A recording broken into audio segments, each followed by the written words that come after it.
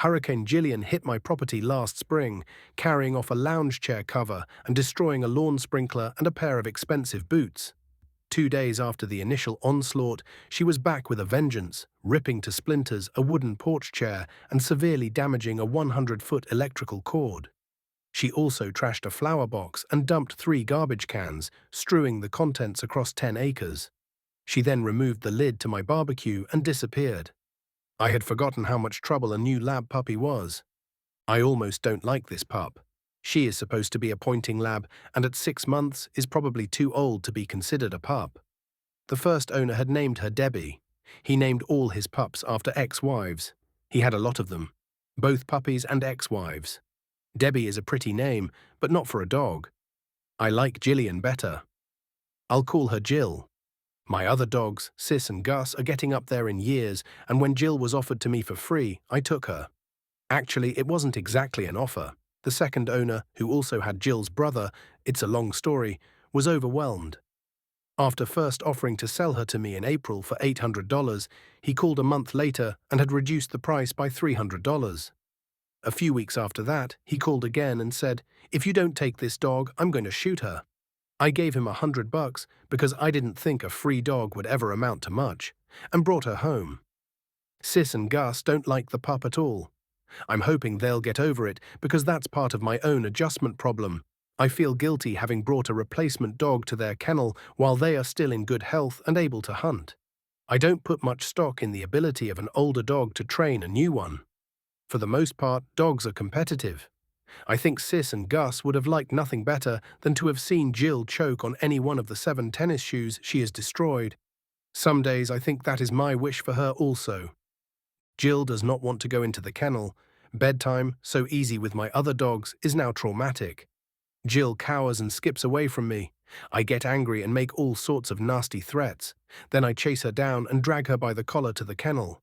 Poor Gus and Sis think I am yelling at them.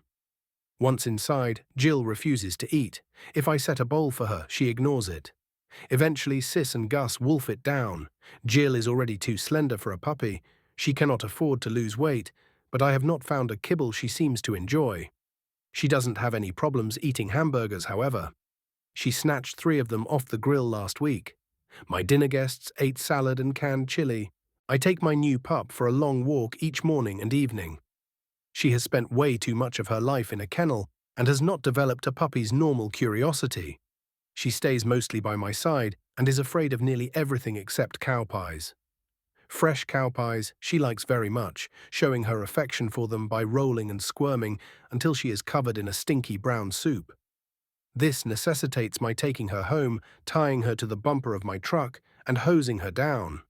She does not like this, but her dislike for being sprayed with cold water is one of the only things that give me hope she is not indeed a natural-born idiot. But wait. This morning on our walk, Jill disappeared into the tall meadow grass. I saw a hen turkey a few yards ahead of her, and because this is the time, I fully expected she was with a new brood. Despite Jill's previously observed meekness, I didn't want her to suddenly develop a taste for wild turkey chicks. Neither did I want her to be frightened by a protective hen turkey. I moved quickly toward the spot where she had disappeared, hoping to gather her up, and found her on point. My goofy, timid, destructive, disobedient little yellow lab pup was locked in a classic point. Ahead of her in the grass, practically at the end of her nose and barely visible, 2 turkey chicks crouched in terror. "Whoa, Jill," I said. "Whoa." She didn't move a muscle. I walked in and touched the chicks with the toe of my boot. In an awkward but surprisingly strong flush, the young birds gained some air and sailed deeper into the meadow. Jill followed a few yards, then returned to my side, absolutely giddy with what her instincts had led her to. "Good girl, Jill. Good girl. Are you my good girl?" "Yes, Jill's my good girl." I praised her lavishly and let her jump on me. Idiot indeed. This pup had the makings of a first-rate hunting dog. Just to keep me grounded, however, she rolled in a cow pie on the way back across the pasture. Republished with permission from Hurricane Jillian by Alan Liere, 2010. The Upland Almanac, Spring 2010.